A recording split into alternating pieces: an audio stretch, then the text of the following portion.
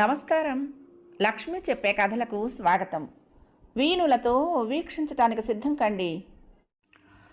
ప్రియ సఖులు, ఇప్పుడు మనం ప్రముఖ రచయిత్రి శ్రీమతి గీతికా బరపురెడ్డి గారు రచించిన డెత్ సీక్రెట్ ధారావాహిక నుండి 9వ భాగం వినేద్దామండి. Okay, agree sir. నేను ఇప్పుడు అదే పనిలో ఉన్నాను. ఈలోపు నాకు కొన్ని డౌట్స్ ఉన్నాయి, అడుగుతాను అన్నాడు మోక్షిత్. విత్ ప్లెజర్, అడుగు మోక్షిత్ వెంటనే అన్నారు కమిషనర్.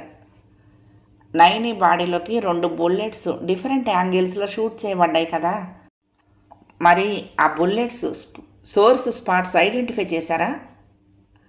యా మోక్షిత్, షూటింగ్ ఎక్స్పర్టులు సోర్స్ స్పాట్స్ని ఐడెంటిఫై చేశారు. ఆ 2 స్పాట్స్ కరెక్టే అని firearms and ballistic examiner witness కూడా ఉంది. రెండింట్లో ఒకటి చంద్రకాంత్ వెళ్ళాక దగ్గరలో ఉన్న లోటస్ అపార్ట్మెంట్ ఫస్ట్ ఫ్లోర్లోని రోడ్ సైడ్ ఫ్లాట్. ఆ ఫ్లాట్ చంద్రకాంత్ కంపెనీలో పర్సనల్ సెక్రటరీ అయిన లిన్సీది. రెండో spot Chandrakanth wife Alankrita run చేస్తున్న బోటిక్. వింటున్న మోక్షిత్ భ్రుకుటి ముడిపడింది. మరి ఆ ప్లేసుల మీద ఫర్దర్ ప్రొసీడింగ్స్ ఏంటి? వెంటనే అడిగాడు. ప్రతి నిమిషము కానిస్టేబుల్స్ ఆ 2 లొకేషన్స్ని వాచ్ చేస్తూనే ఉన్నారు మోక్షిత్.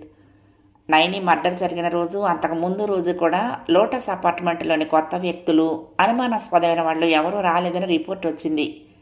ఈ క్రైమ్ సోర్స్ ఏరియాలు 2 కూడా చాలా పెద్ద మిస్టరీగా ఉన్నాయి చెప్పాడు కమిషనర్. అంటే కొంచెం క్లియర్గా చెప్తారా? అంటే నైని బాడీలో దిగిన బుల్లెట్ ఒకటి లిన్సీ ఫ్లాట్ సరౌండింగ్స్లో నుండి వచ్చింది. రెండవ బుల్లెట్ చంద్రకాంత్ వైఫ్ నడుపుతున్న అలంకృత బొటిక్ సెంటర్లో నుండి టార్గెట్ చేయబడింది. ఈ 2 బుల్లెట్స్ నైని బాడీలోకి దిగిన ప్లేస్ చంద్రకాంత్ ఇంటి లాన్. అలాగే చంద్రకాంత్ ఇంట్లోని సీసీటీవీ ఫుటేజీలు మిస్ అయ్యాయి. ఇదంతా చూస్తూ ఉంటే చంద్రకాంత్ని, ఆయన భార్యని లిన్సీని అనుమానించాల్సి ఉంటుంది. కానీ చంద్రకాంత్ గురించి, ఆయన భార్య గురించి నాకు బాగా తెలుసు. సంథింగ్ ఏదో జరిగింది, అది వాళ్ళ మీదకు నెట్టబడింది అనుకుంటున్నాను. లిన్సీ గురించి చంద్రకాంత్ను అడిగితే తను మా ఫ్యామిలీ మెంబర్ లాంటిది, అనుమానించాల్సిన అవసరం లేదు అంటున్నాడు. ఇంకా సోర్స్, ఆ ఫుటేజీలు ఎవరు డిలీట్ చేశారో టెక్నికల్గా తెలుసుకుంటే హంతకుడు దొరుకుతాడు అనుకుంటున్నాను అని జరిగింది ఆయనకు తెలిసింది అంతా చెప్పారు కమిషనర్. లిన్సీ ఎంత నమ్మకమైందని చంద్రకాంత్ చెప్పారు. ఓకే సార్, కానీ మనం అది రుజువుపరచుకోకుండా తనని వదలకూడదు అనుకుంటున్నాను.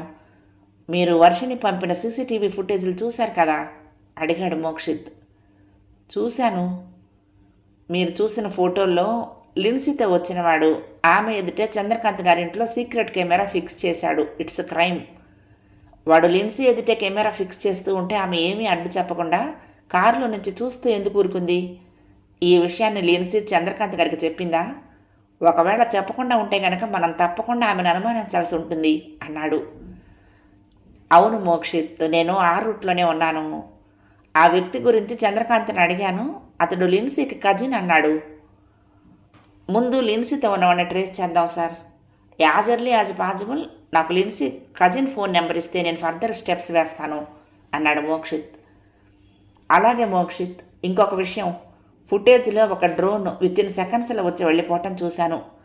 ఆ డ్రోన్ ఏ డైరెక్షన్లో తిరిగి వెళ్ళిపోయిందో, డ్రోన్ సోర్స్ లొకేషన్ ఎక్కడ ఉందో అనేది కూడా కనుక్కుంటున్నాను. ఆ ఏరియా సరౌండింగ్స్లో ఉన్న అన్ని సీసీటీవీ క్యామ్స్ని లిస్ట్ అవుట్ చేసి వాటిల్లో ఎగ్జాక్ట్గా మర్డర్ జరిగిన రాత్రి రికార్డ్ అయిన ఫుటేజీలన్నింటినీ సెర్చ్ చేయమన్నాను.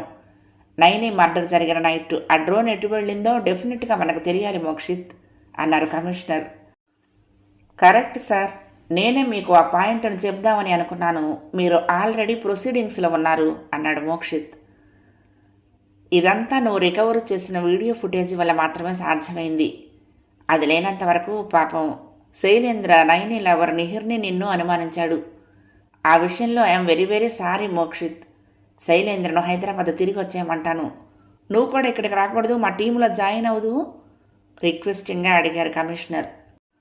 లిన్సీ కదలికలను కేర్ఫుల్గా వాచ్ చేయమని మీరు టీంకి చెప్పండి సార్. నేను ఈ నైట్గా బయలుదేరుతాను, రేపు మిమ్మల్ని కలుస్తాను అన్నాడు. Sure, thanks Mokshith, thanks a lot అని ఫోన్ కాల్ కట్ చేశాడు కమిషనర్. ఆ వెంటనే ఇన్స్పెక్టర్ శైలేంద్రకు ఫోన్ చేశాడు.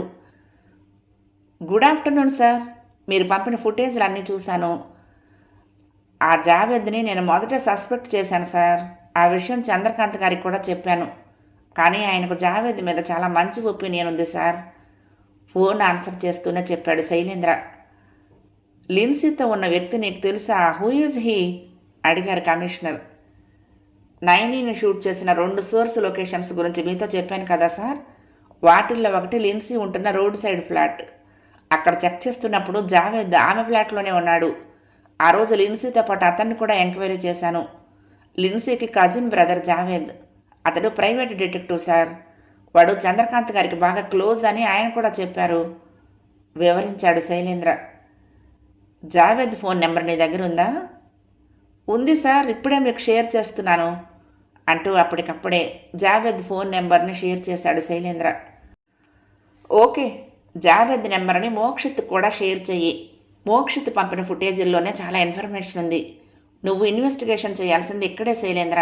నువ్వు పాండు వెంటనే బయలుదేరండి. మోక్షిత్ కూడా మన టీంలో జాయిన్ అవుతున్నాడు, హైదరాబాద్ వస్తానని చెప్పాడు అన్నాడు కమిషనర్. Okay sir. అలాగే ఫుటేజ్లో ఒక డ్రోన్ను చంద్రకాంత్ గారి ఇంట్లోకి రావటం చూశాను.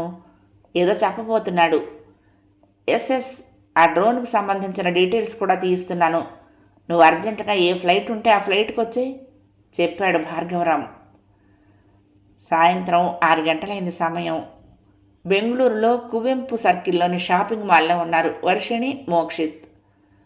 రేపు నువ్వు నాతో డేట్కి వస్తున్నావు అని వేడివేడి కాఫీ సిప్ చేస్తూ అన్నాడు మోక్షిత్. స్టూపిడ్, నా బ్రెయిన్లోకి కిస్సింగ్ను ఇంజెక్ట్ చేసినట్లే డేటింగ్ను కూడా ఇంజెక్ట్ చేస్తున్నావా? నేను రాను, మూతి ముడుచుకుంటూ అంది వర్షిణి. ఇంజెక్ట్ చేసేది డాక్టర్లు. నువ్వు డాక్టర్ చదువుతున్నావుగా, నాకు ఏదో డ్రగ్ ఇంజెక్ట్ చేసి నీ చుట్టూ తిప్పుకుంటున్నావు కదా అన్నాడు. ఛా, ఎవరు ఇంజెక్ట్ చేశారో తెలుస్తుందిలే.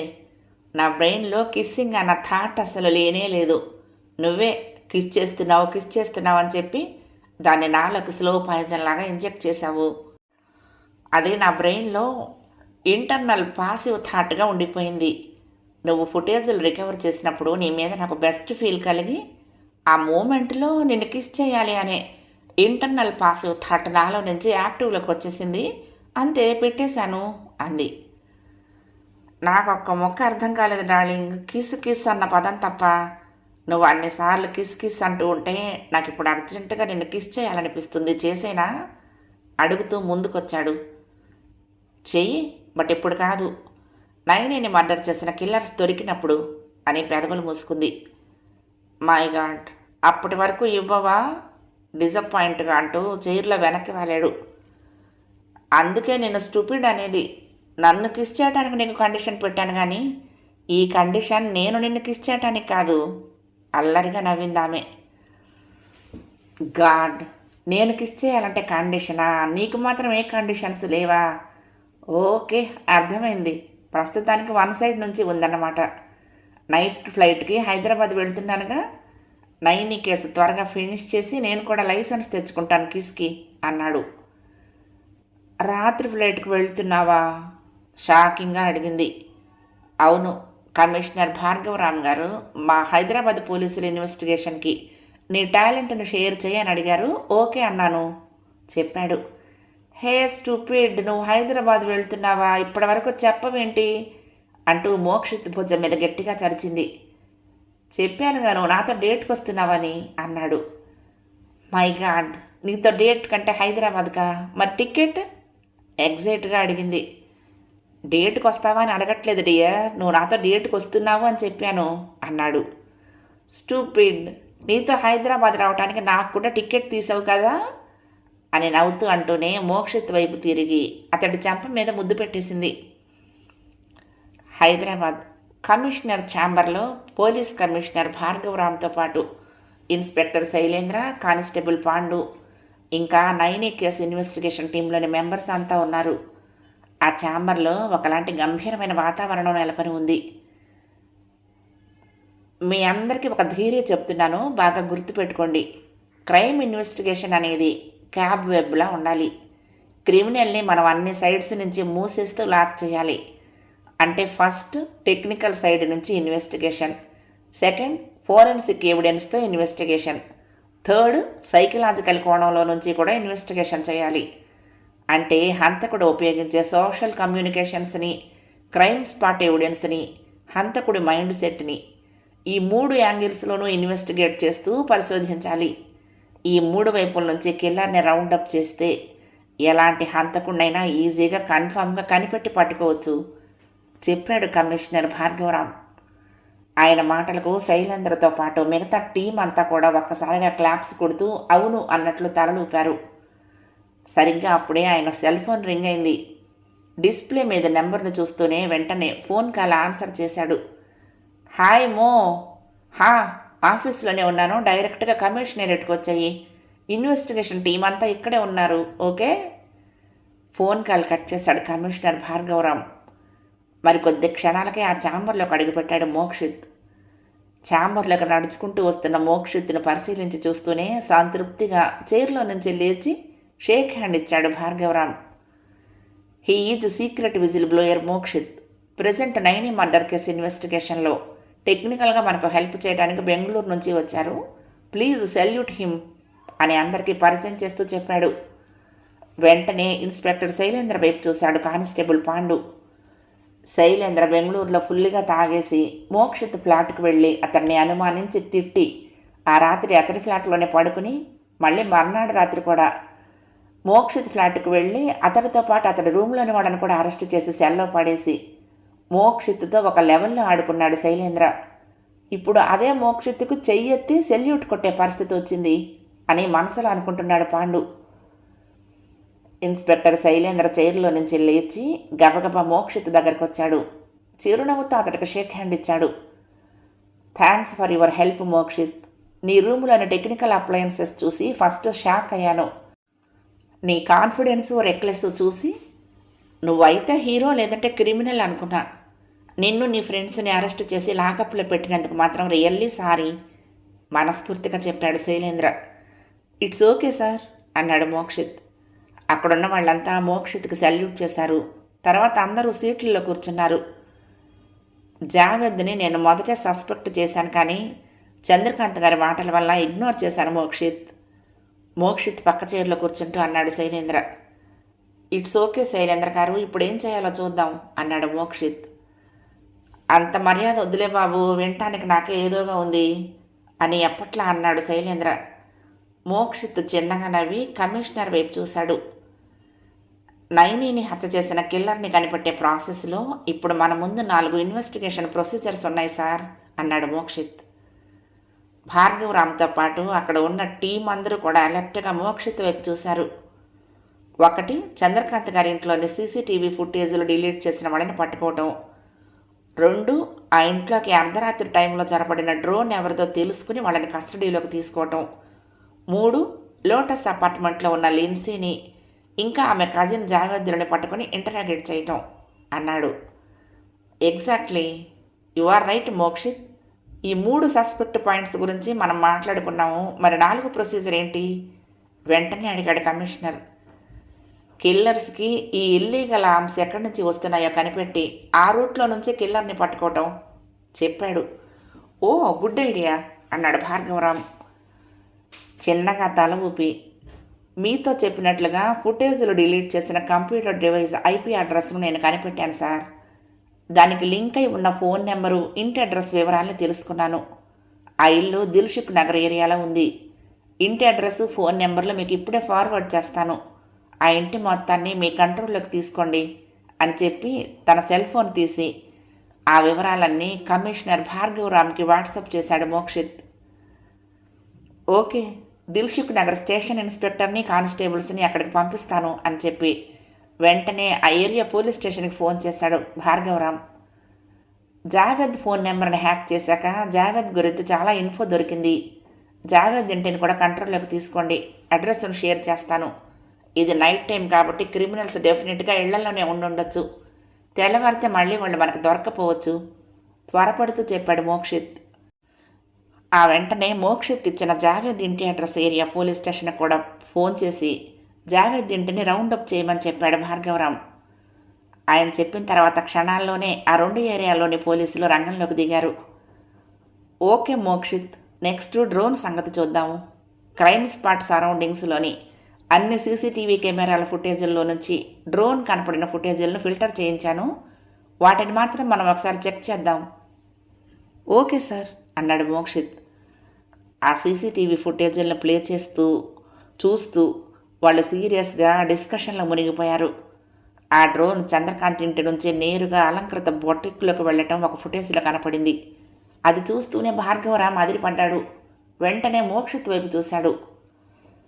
నయని మర్డర్ కేసులో ఎందుకో ప్రతి ఒక్కరూ సస్పెక్టులుగానే కనిపిస్తున్నారు మోక్షిత్ అన్నాడు. చిన్నగా నవ్వాడు మోక్షిత్. డోంట్ వర్రీ సార్, అసలైన హంతకుడు ఆల్రెడీ దొరికేశాడు. ఆ ఎవిడెన్స్లు ఇప్పుడు మీకు చూపించబోతున్నాను అంటూ మోక్షిత్ తన సెల్ ఫోన్ లాక్ ఓపెన్ చేసి ఆ ఫోనుని ప్రొజెక్టర్కి కనెక్ట్ చేశాడు. మోక్షిత్ హ్యాక్ చేసిన ఒక ఫోన్ నెంబర్లోని ఫొటోస్, వీడియోస్, ఇంకా డాక్యుమెంట్స్ డేటా అంతా కూడా ప్రొజెక్టర్ మీద ప్లే అవ్వటం మొదలైంది. ఎంతో అలర్ట్గా ఉన్న బ్రెయిన్స్తో రెప్ప వాల్చక ప్రొజెక్టర్లోకి చూస్తున్నారు ఇన్వెస్టిగేషన్ టీం. వాళ్ళ మెదడుల్లోని ఆలోచనలతో, వాళ్ళ ఉచ్ఛ్వాస నిశ్వాసాలతో ఆ ఛాంబర్ వేడెక్కింది. రాత్రి 11 గంటలు దాటింది సమయం. డిటెక్టివ్ జావేద్ కారు చాలా వేగంగా లోటస్ అపార్ట్మెంట్ అండర్ గ్రౌండ్ పార్కింగ్లోకి వచ్చి ఆగింది. దూరం నుండి మఫ్టీలో ఉండి వాచ్ చేస్తున్న కానిస్టేబుల్ జావేద్ని చూస్తూనే అలర్ట్ అయ్యాడు. వెంటనే టీంకి సిగ్నల్ మెసేజ్ పాస్ చేశాడు.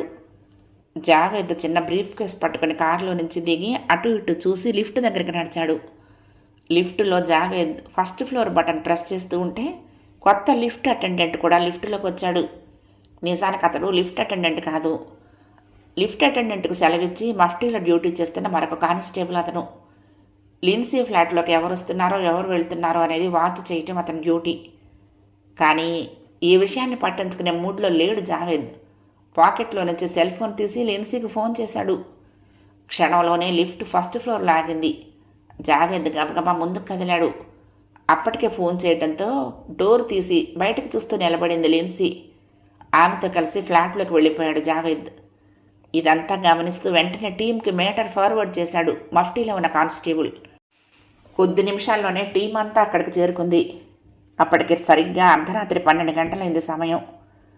ఇన్స్పెక్టర్ శైలేంద్ర, కానిస్టేబుల్ పాండు, మరో 2 లేడీ కానిస్టేబుల్స్తో పాటు మోక్షిత్ కూడా వాళ్లతో లోటస్ అపార్ట్మెంట్కి వచ్చాడు. వాళ్ళందరూ లిన్సీ ఫ్లాట్ ముందు నిలబడ్డారు. ఇప్పుడు వాళ్ళందరూ మామూలు సివిల్ డ్రెస్సుల్లో ఉన్నారు. ఫ్లాట్ డోర్ ముందు నిలబడి కాలింగ్ బెల్ కొట్టాడు శైలేంద్ర. వెంటనే అతన్ని పక్కకు లాగి డోర్కు ఉన్న ఐవ్యూయర్ చూపించాడు మోక్షిత్. 30 సెకండ్స్ గడిచినా డోర్ తెరుచుకోలేదు. మళ్ళీ కాలింగ్ బెల్ కొట్టాడు శైలేంద్ర. నిమిషం తర్వాత డోర్ ఓపెన్ అయింది. బయటకు తొంగి చూస్తున్న జావేద్ ఒంటిపై షార్ట్ నిక్కర్ ఒకటి మాత్రమే ఉంది. తలుపు బయట కనపడిన శైలేంద్రను చూడగానే మొదట కొంచెం తడబడి ఆ వెంటనే మిగతా వాళ్ళందరినీ చూస్తూ ఏంటి అన్నట్లు ప్రశ్నార్థకంగా చూశాడు జావేద్. మీతో కొంచెం మాట్లాడాలి జావేద్ అని మోక్షిత్ చట్టుకున్న ఫ్లాట్ లోపలికి వచ్చేశాడు. అతడి వెనకే శైలేంద్ర, పాండు, లేడీ కానిస్టేబుల్స్ కూడా లోపలికి వచ్చేశారు. ఈ టైంలో వచ్చి రౌడీజం చేస్తున్నారేంటి? ఎవరు మీరు? ముందు మర్యాదగా బయటకు వెళ్ళండి కోపంగా అరిచాడు జావేద్. ఒక్కసారిగా అతన్ని పట్టుకుని చేతుల్ని వెనక్కు మడిచాడు ఇన్స్పెక్టర్ శైలేంద్ర. అదే క్షణం జావేద్ చేతులకి హ్యాండ్ కఫ్స్ వేశాడు కానిస్టేబుల్ పాండు. సెకండ్ కూడా లేట్ చేయకుండా లేడీ కానిస్టేబుల్ వెంటనే జావేద్ నోటికి టేప్ వేసింది. వాళ్ళందరూ పోలీసులే అని, తనను బంధించడానికి మఫ్టీలో చాలా పకడ్బందీ ఏర్పాట్లతో వచ్చారని అర్థమైపోయింది జావేద్కి. కానీ ఇప్పుడు అతడు ఏం చేయటానికి లేకుండా చేతులు హ్యాండ్ కఫ్స్లో ఉండిపోయాయి. మాట్లాడే అవకాశం లేకుండా నోటికి టేప్ వేసింది. మూ మూ అని అసహనంతో కోపంతో గిజ్జుకుంటున్న జావేద్ని ఒక కుర్చీలో కొదేశాడు శైలేంద్ర. సరిగ్గా అప్పుడే ఎవరు జావేద్ అంటూ బెడ్రూమ్లో నుంచి నైట్ గౌన్తో బయటకొచ్చింది లిన్సీ. అప్పటికే అలర్ట్ అయిన లేడీ కానిస్టేబుల్ రెప్పపాటులో లిన్సీని బంధించి పట్టుకుంది. లిన్సీ చేతులకు కూడా హ్యాండ్ కఫ్స్ వేసింది మరో లేడీ కానిస్టేబుల్. మోక్షిత్ మాత్రం వాళ్ళెవరిని పట్టించుకోకుండా అప్పటికే నేరుగా బెడ్రూమ్లోకి వెళ్ళి జావేద్, లిన్సీలకు చెందిన టెక్నికల్ గ్యాడ్జెట్స్ కోసం స్కానర్ మాదిరి కళ్లతో అంతటా వెతికి చూస్తున్నాడు. అర్ధరాత్రి సమయంలో జరిగిన ఈ హఠాత్ పరిణామానికి స్థాణువైపోయింది లిన్సీ. ఏం జరిగింది అర్థమయ్యేలోపు జావేద్, లిన్సీ పోలీసుల అధీనంలోకి వెళ్ళిపోయారు. జావేద్ తప్పించుకునే మార్గాల కోసం పథకాలు వేస్తూ తన చేతుల్ని హ్యాండ్ కఫ్స్లో నుంచి వదిలించుకోవాలని తెగ ప్రయత్నిస్తున్నాడు. బెడ్రూమ్లో నుంచి మోక్షిత్ లిన్సీ జావేద్ల సెల్ ఫోన్స్ని ఒక ల్యాప్టాప్ని పట్టుకుని హాల్లోకి వచ్చాడు. ఇది నీ సెల్ ఫోనేనా అని ఒక సెల్ ఫోన్ చూపించి అడుగుతూ జావేద్ దగ్గరకు వచ్చాడు మోక్షిత్. అతడి నోటికి టేప్ అంటించి ఉంది. ఏ సూచన చేయకుండా పొగరుగా తల తిప్పుకున్నాడు జావేద్. ఆ ఫోన్కి పింక్ కలర్ పౌచ్ ఉంది కదా సార్, మేబీ ఆ సెల్ ఫోన్ లిన్సీది అయి ఉంటుంది. Pink colour ladies favourite colour sir, చెప్పింది పక్కనే ఉన్న లేడీ కానిస్టేబుల్. రెండో సెల్ ఫోన్ను జావేద్ ముందుకు తీసుకొచ్చి అతడి ఫింగర్ ప్రింట్తో సెల్ ఫోన్ను ఓపెన్ చేయబోయాడు మోక్షిత్. వెంటనే వేళ్లను గుప్పిటిగా బిగించేశాడు జావేద్. అంతే, ఇన్స్పెక్టర్ శైలేంద్ర జావేద్ దవడ మీద ఒక్కటి పీకాడు. జావేద్ ఫింగర్ ప్రింట్తో అతడి సెల్ ఫోన్ను అన్లాక్ చేశాడు మోక్షిత్. ఆ వెంటనే Javed cell phone settings open చేసి సెక్యూరిటీ పాస్వర్డ్లోనే యాప్ లాక్స్లోనూ డిస్ప్లే లాక్లోనూ మోక్షిత్ తన కుడి చేతి ఫింగర్ ప్రింట్ని యాడ్ చేశాడు. అది ఓకే అయిన మరుక్షణం Javed cell phone Mokshith finger ప్రింట్తో అన్లాక్ అవ్వటం మొదలైంది. మోక్షిత్ ఏం చేశాడో వెంటనే గ్రహించాడు జావేద్. ఇక అతడి సెల్ ఫోన్లో ఉన్న మొత్తం ఇన్ఫర్మేషన్ అంతా పోలీసుల చేతుల్లోకి వెళ్ళిపోబోతోందని అర్థమైపోయింది అతనికి. ఇక జరగబోయేదంతా రెప్పపాటులో జావేద్ కళ్ల ముందు మెదిలింది. ఎలాగైనా ప్రాణాలతో తప్పించుకొని ఈ దేశం వదిలి పారిపోవాలి అని మనసులో గట్టిగా అనుకున్నాడు. చైర్లో కూర్చుని జావేద్ సెల్ ఫోన్ను చెక్ చేస్తున్నాడు మోక్షిత్. శైలేంద్ర ఆ ఫోన్లోకి తొంగి చూస్తున్నాడు. నిజానికి జావేద్ ఫోన్లో కనిపిస్తున్న ఈ పిక్స్ అన్నీ వాళ్ళు కొద్దిసేపటి క్రితం కమిషనరేట్లోని ప్రొజెక్టర్లో చూసేశారు. జావేద్ ఫోన్ నెంబర్ని ముందే హ్యాక్ చేసిన మోక్షిత్ చాలా ఇన్ఫో లాగేశాడు.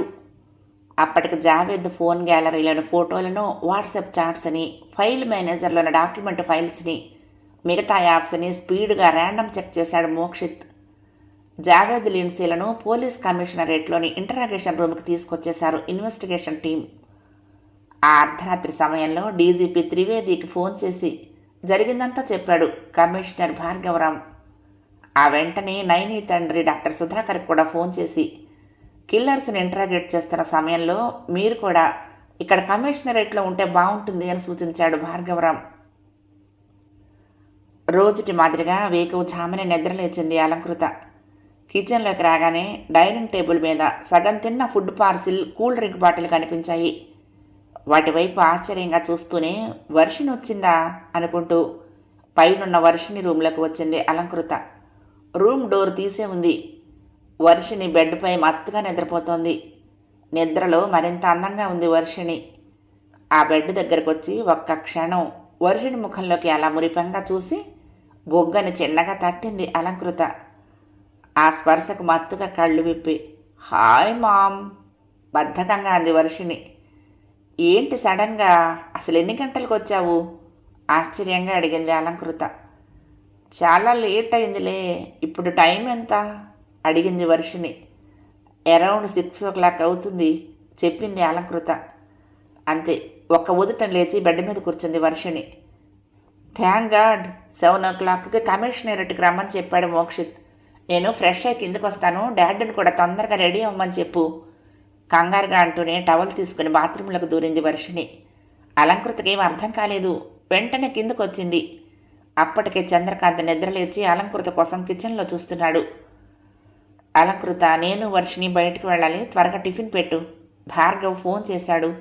నైనిని మర్డర్ చేసిన హంతకుల్ని పట్టుకున్నారట. ఆ క్రిమినల్స్ని ఇంటరాగేట్ చేస్తాము, మీరు కూడా ఇక్కడ ఉంటే బాగుంటుంది అన్నాడు. నీకు వచ్చే ఇంట్రెస్ట్ ఉంటే నువ్వు కూడా త్వరగా రెడీ అవ్వు అని భార్యను చూడగానే గబగబా చెప్పాడు చంద్రకాంత్. చంద్రకాంత్తో కలిసి వెళ్ళాలా వద్దా అని సందేహిస్తూనే రెడీ అయింది అలంకృత. నైనిని చంపింది ఎవరు అని చంద్రకాంత్కి మనసులో కుతూహలంగా ఉంది. ఆ ప్రశ్న ఇందాక ఫోన్లో భార్గవరాంతో మాట్లాడినప్పుడు అడిగాడు.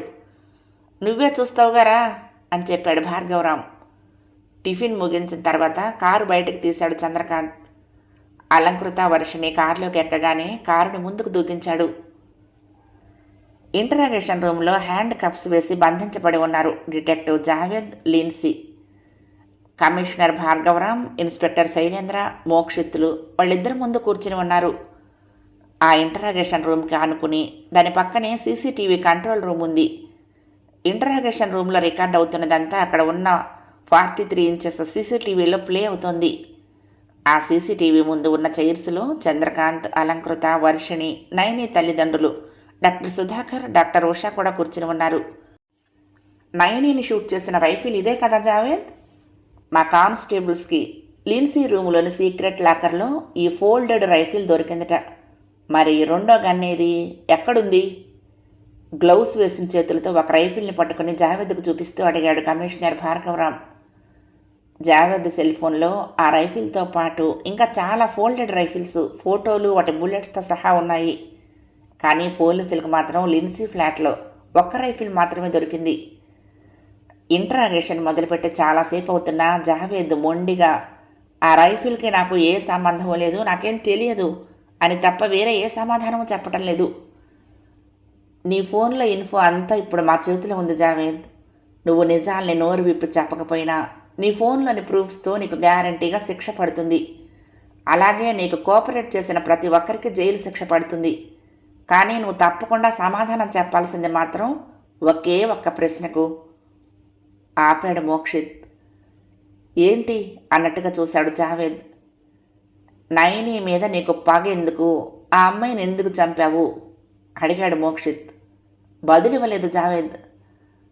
ఆ ఇంటరాగేషన్ రూమ్లో జరుగుతున్నదంతా ఆడియో, వీడియో రికార్డ్ అవుతోంది.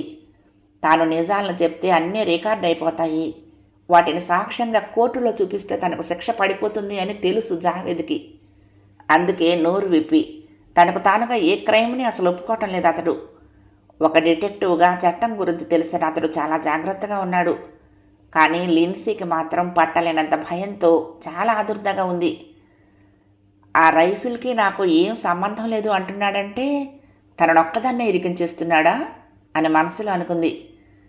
లిన్సీ భయపడుతూ కంగారుగా జావేద్ ముఖంలోకి చూసి ఆ వెంటనే కమిషనర్ భార్గవరామ్ వైపు చూసింది. ఆయన కూడా సీరియస్గా ఆమె కళ్ళల్లోకి చూస్తున్నాడు. ఈ రైఫిల్తో జావేద్ నయనిని ఒక్కసారి మాత్రమే షూట్ చేశాడు. రెండో గన్ గురించి నిజంగా మా ఇద్దరికీ తెలీదు. అసలు అతడు నయనిని చంపాలని అనుకోలేదు. అది అనుకోకుండా జరిగింది. నిజం, మమ్మల్ని నమ్మండి. బిక్కమొహంతో నిజం చెప్పేసింది లిన్సీ. లిన్సీ అక్కడ చెప్పిన మాటలు వినగానే ఒక్కసారిగా ఉలిక్కి పడ్డాడు చంద్రకాంత్. లిన్సీ 10 ఏళ్లుగా తన దగ్గర పనిచేస్తోంది. ఎంతో నమ్మకస్తురాలు అనుకున్నాడు తను. కానీ నయనిని జావేద్ షూట్ చేసి చంపాడని తెలిసి కూడా లిన్సీ ఆ విషయాన్ని దాచి ఏమీ తెలియనట్లుగా నటించిందా? లోపల షాక్ అయ్యాడు చంద్రకాంత్. అదంతా మాకు తెలుసు లిన్సీ. జావేద్, నువ్వు అసలు ఎవరిని చంపాలని అనుకున్నారో అదంతా మాకు తెలుసు అన్నాడు భార్గవరామ్. లిన్సీకి ఒళ్ళంతా ఒక్కసారిగా చెమటలు పట్టేశాయి. మీకు ఇది ఫస్ట్ క్రైమ్. కానీ మేము ఇలాంటి క్రైమ్స్ని, మీలాంటి క్రిమినల్స్ని ప్రతిరోజు డీల్ చేస్తూనే ఉంటాము. చెప్పు లిన్సీ, నిజం చెప్పు. మీ ఇద్దరు చంద్రకాంత్ని ఎందుకు చంపాలని అనుకున్నారు అడిగాడు భార్గవరామ్. చంద్రకాంత్ గారినా? మేం చంపాలనుకున్నది ఆయన్ని కాదు. నిజంగా మేం చంపాలని అనుకున్నది అలంకృతని. మిడ్ నైట్ చీకట్లో నైటీలో సేమ్ అలంకృత పర్సనాలిటీలాగా అనిపించేసరికి వెంటనే షూట్ చేశాడు జావేద్. కానీ ఆ వెంటనే అలంకృత తన రూమ్లో నుంచి బయటికి రావటం జావేద్కి కెమెరాలో కనపడింది. అలంకృతని కాకుండా వేరే వాళ్ళని షూట్ చేశాడని అప్పుడు తెలిసింది మాకు అని ఒకంత కంగారుతో నిజమంతా చెప్పేసింది లిన్సీ. తాను షూట్ చేశాడని చెప్పినందుకు లిన్సీ వైపు కళ్ళతోనే కోపంగా చూశాడు జావేద్. సీసీటీవీ రూమ్లో ఉన్న చంద్రకాంత్ లిన్సీ మాటలు వినగానే షాక్తో వెంటనే అలంకృత వైపు చూశాడు. అప్పుడే అలంకృత కూడా ఆయన వైపు చూసింది. అలంకృతని మీరెందుకు చంపాలనుకున్నారు? ఆమెను చంపేంత కోపం ఎందుకు మీకు? అసలు ఆమెతో మీకు సంబంధం ఏంటి? లిన్సీ జావేద్ను చూస్తూ అడిగాడు భార్గవరామ్. మళ్ళీ జావేద్ ముఖంలోకి చూసింది లిన్సీ. అప్పటికే ఆమె చెప్పేసిన విషయాలకు జావేద్ ఆమెను కోపంగా చూస్తున్నాడు. అంతే, ఇంకా నోరు విప్పకుండా సైలెంట్గా కూర్చుంది లిన్సీ. జావేద్, నువ్వు లిన్సీ వంక కోపంగా చూసినంత మాత్రాన, లిన్సీ నువ్వు మా ప్రశ్నలకు సమాధానం చెప్పనంత మాత్రాన మీరు చేసిన తప్పులకు శిక్ష నుంచి తప్పించుకోలేరు. సాక్ష్యాధారాలన్నీ మా దగ్గర భద్రంగా ఉన్నాయి. నీ నోటితో నువ్వు ఒప్పుకుంటే కొంచెం శిక్ష తగ్గుతుంది. లేదంటే చేసిన తప్పు దాచినందుకు ఇంకా ఎక్కువ శిక్ష పడుతుంది. మర్యాదగా నా ప్రశ్నకు సమాధానం చెప్పు. చంద్రకాంత్ గారింట్లో కెమెరా ఎందుకు పెట్టావు అడిగాడు మోక్షిత్. కెమెరా ఎందుకు పెట్టానో చంద్రకాంత్ గారికి ఫోన్ చేయండి, ఆయనే చెప్తారు పొగరుగా అన్నాడు జావేద్. ఆయన వర్షన్ ఆయన చెప్తారులే, నీ వర్షన్ ఏంటో చెప్పు వెంటనే అన్నాడు మోక్షిత్. 9వ భాగం సమాప్తం. 10వ భాగంలో ఈ ధారావాహిక ముగింపును వినేద్దామండి. మీకు ఈ కథ నచ్చితే తప్పకుండా లైక్ చేయండి, షేర్ చేయండి, కామెంట్ చేయండి, సబ్స్క్రైబ్ చేసుకుని నన్ను ఎంకరేజ్ చేయండి. ఉంటానండి. ప్రేమతో లక్ష్మి, కృష్ణా తీరం దుర్గమ్మ సన్నిధానం. నమస్తే.